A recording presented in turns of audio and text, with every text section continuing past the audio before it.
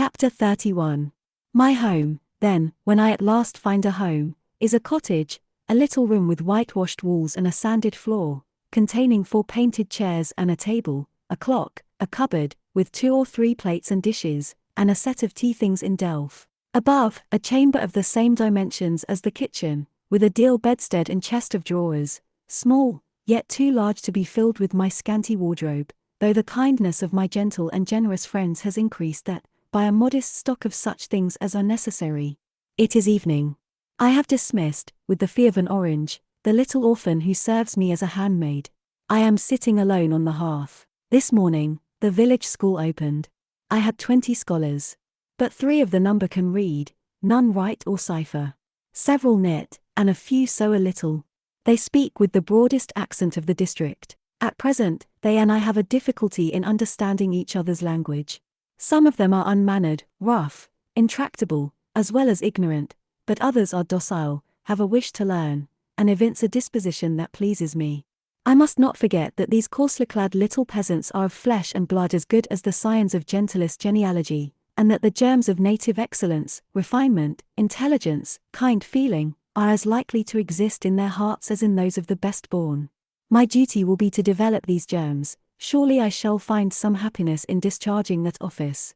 Much enjoyment I do not expect in the life opening before me, yet it will, doubtless, if I regulate my mind, and exert my powers as I ought, yield me enough to live on from day to day. Was I very gleeful, settled, content, during the hours I passed in yonder bare, humble schoolroom this morning and afternoon? Not to deceive myself, I must reply no. I felt desolate to a degree. I felt, yes, idiot that I felt degraded. I doubted I had taken a step which sank instead of raising me in the scale of social existence. I was weakly dismayed at the ignorance, the poverty, the coarseness of all I heard and saw round me. But let me not hate and despise myself too much for these feelings. I know them to be wrong. That is a great step gained. I shall strive to overcome them. Tomorrow, I trust, I shall get the better of them partially, and in a few weeks, perhaps, they will be quite subdued. In a few months, it is possible, the happiness of seeing progress, and a change for the better in my scholars may substitute gratification for disgust.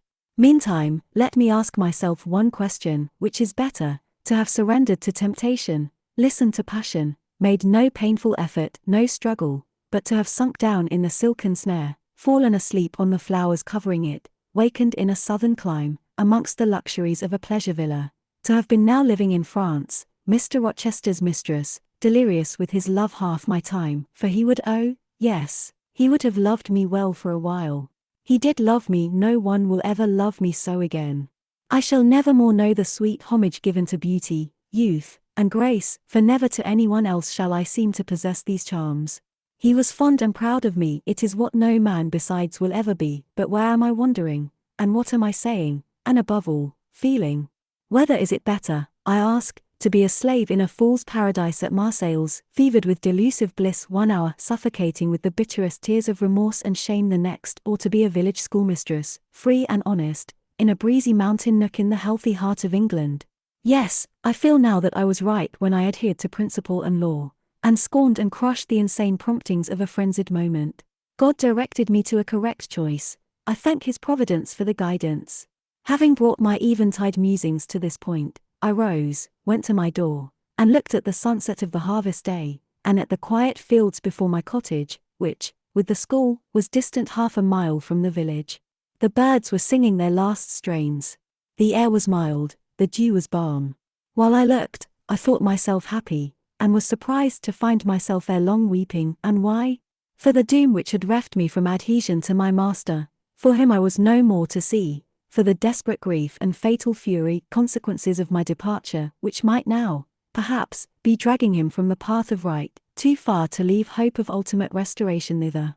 At this thought, I turned my face aside from the lovely sky of eve and lonely vale of Morton. I say lonely, for in that bend of it visible to me there was no building apparent save the church and the parsonage, half hid in trees, and, quite at the extremity, the roof of Vale Hall, where the rich Mr. Oliver and his daughter lived. I hid my eyes, and leant my head against the stone frame of my door, but soon a slight noise near the wicket which shut in my tiny garden from the meadow beyond it made me look up.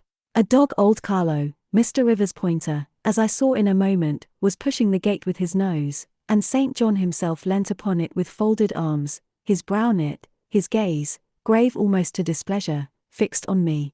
I asked him to come in. "No, I cannot stay. I have only brought you a little parcel my sisters left for you. I think it contains a color box, pencils, and paper." I approached to take it. A welcome gift it was. He examined my face, I thought, with austerity, as I came near. The traces of tears were doubtless very visible upon it. "Have you found your first day's work harder than you expected?" he asked. "Oh, no. On the contrary, I think in time I shall get on with my scholars very well. But perhaps your accommodations, your cottage, your furniture, have disappointed your expectations." "They are, in truth, scanty enough," but I interrupted. "My cottage is clean and weatherproof, my furniture sufficient and commodious. All I see has made me thankful, not despondent. I am not absolutely such a fool and sensualist as to regret the absence of a carpet, a sofa, and silver plate. Besides, 5 weeks ago I had nothing. I was an outcast, a beggar, a vagrant. Now I have acquaintance, a home, a business. I wonder at the goodness of God, the generosity of my friends, the bounty of my lot. I do not repine. But you feel solitude and oppression. The little house there behind you is dark and empty. I have hardly had time yet to enjoy a sense of tranquility, much less to grow impatient under one of loneliness." "Very well, I hope you feel the content you express. At any rate, your good sense will tell you that it is too soon yet to yield to the vacillating fears of Lot's wife. What you had left before I saw you, of course I do not know, but I counsel you to resist firmly every temptation which would incline you to look back. Pursue your present career steadily, for some months at least." "It is what I mean to do," I answered. St. John continued. "It is hard work to control the workings of inclination and turn the bent of nature, but that it may be done, I know from experience. God has given us, in a measure, the power to make our own fate, and when our energies seem to demand a sustenance they cannot get, when our will strains after a path we may not follow, we need neither starve from inanition, nor stand still in despair. We have but to seek another nourishment for the mind, as strong as the forbidden food it longed to taste, and perhaps purer, and to hew out for the adventurous foot a road as direct and broad as the one fortune has blocked up against us, if rougher than it. A year ago I was myself intensely miserable, because I thought I had made a mistake in entering the ministry. Its uniform duties wearied me to death. I burnt for the more active life of the world, for the more exciting toils of a literary career, for the destiny of an artist, author, orator, anything rather than that of a priest. Yes, the heart of a politician, of a soldier, of a votary of glory, a lover of renown, a luster after power, beat under my curate surplice. I considered, my life was so wretched, it must be changed, or I must die. After a season of darkness and struggling, light broke and relief fell. My cramped existence all at once spread out to a plain without bounds. My powers heard a call from heaven to rise, gather their full strength, spread their wings, and mount beyond ken. God had an errand for me, to bear which afar, to deliver it well. Skill and strength, courage and eloquence, the best qualifications of soldier, statesman, and orator, were all needed, for these all center in the good missionary. A missionary I resolved to be. From that moment my state of mind changed, the fetters dissolved and dropped from every faculty, leaving nothing of bondage but its galling soreness, which time only can heal. My father, indeed, imposed the determination, but since his death, I have not a legitimate obstacle to contend with, some affairs settled, a successor for Morton provided, an entanglement or two of the feelings broken through or cut asunder, a last conflict with human weakness, in which I know I shall overcome, because I have vowed that I will overcome, and I leave Europe for the East." He said this, in his peculiar, subdued, yet emphatic voice, looking, when he had ceased speaking, not at me, but at the setting sun, at which I looked too. Both he and I had our backs towards the path leading up the field to the wicket. We had heard no step on that grass-grown track, the water running in the vale was the one lulling sound of the hour and scene. We might well then start when a gay voice, sweet as a silver bell, exclaimed, "Good evening, Mr. Rivers. And good evening, old Carlo. Your dog is quicker to recognize his friends than you are, sir. He pricked his ears and wagged his tail when I was at the bottom of the field, and you have your back towards me now." It was true. Though Mr. Rivers had started at the first of those musical accents, as if a thunderbolt had split a cloud over his head, he stood yet, at the close of the sentence, in the same attitude in which the speaker had surprised him, his arm resting on the gate, his face directed towards the west. He turned at last, with measured deliberation. A vision, as it seemed to me, had risen at his side. There appeared, within 3 feet of him, a form clad in pure white, a youthful, graceful form, full, yet fine in contour, and when, after bending to caress Carlo, it lifted up its head, and threw back a long veil, there bloomed under his glance a face of perfect beauty. Perfect beauty is a strong expression, but I do not retrace or qualify it, as sweet features as ever the temperate clime of Albion moulded, as pure hues of rose and lily as ever her humid gales and vapory skies generated and screened, justified, in this instance, the term. No charm was wanting, no defect was perceptible, the young girl had regular and delicate lineaments, eyes shaped and colored as we see them in lovely pictures, large, and dark, and full, the long and shadowy eyelash which encircles a fine eye with so soft a fascination, the penciled brow which gives such clearness, the white smooth forehead, which adds such repose to the livelier beauties of tint and ray, the cheek oval, fresh, and smooth, the lips, fresh too, ruddy, healthy, sweetly formed, the even and gleaming teeth without flaw, the small dimpled chin, the ornament of rich, plenteous tresses, all advantages, in short, which, combined, realized the ideal of beauty, were fully hers. I wondered, as I looked at this fair creature, I admired her with my whole heart. Nature had surely formed her in a partial mood, and, forgetting her usual stinted stepmother dole of gifts, had endowed this, her darling, with a grand dame's bounty. What did St. John Rivers think of this earthly angel? I naturally asked myself that question as I saw him turn to her and look at her, and, as naturally, I sought the answer to the inquiry in his countenance. He had already withdrawn his eye from the Peary, and was looking at a humble tuft of daisies which grew by the wicket. "A lovely evening, but late for you to be out alone," he said, as he crushed the snowy heads of the closed flowers with his foot. "Oh, I only came home from S." She mentioned the name of a large town some 20 miles distant, "this afternoon. Papa told me you had opened your school, and that the new mistress was come, and so I put on my bonnet after tea, and ran up the valley to see her. This is she," pointing to me. "It is," said St. John. "Do you think you shall like Morton?" she asked of me, with a direct and naive simplicity of tone and manner, pleasing, if childlike. "I hope I shall. I have many inducements to do so." "Did you find your scholars as attentive as you expected?" "Quite." "Do you like your house?" "Very much." "Have I furnished it nicely?" "Very nicely, indeed." "And made a good choice of an attendant for you in Alice Wood?" "You have indeed. She is teachable and handy." This then, I thought, is Miss Oliver, the heiress, favored, it seems, in the gifts of fortune, as well as in those of nature. What happy combination of the planets presided over her birth, I wonder. "I shall come up and help you to teach sometimes," she added. "It will be a change for me to visit you now and then, and I like a change. Mr. Rivers, I have been so gay during my stay at S. Last night, or rather this morning, I was dancing till 2 o'clock.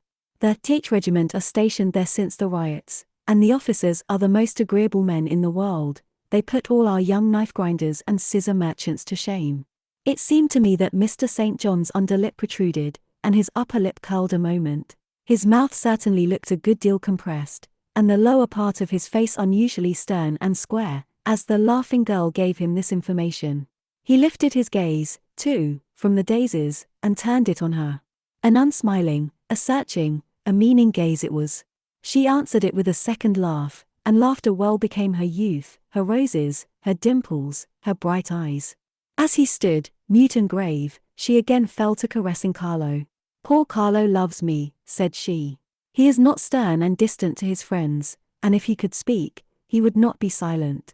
As she patted the dog's head, bending with native grace before his young and austere master, I saw a glow rise to that master's face.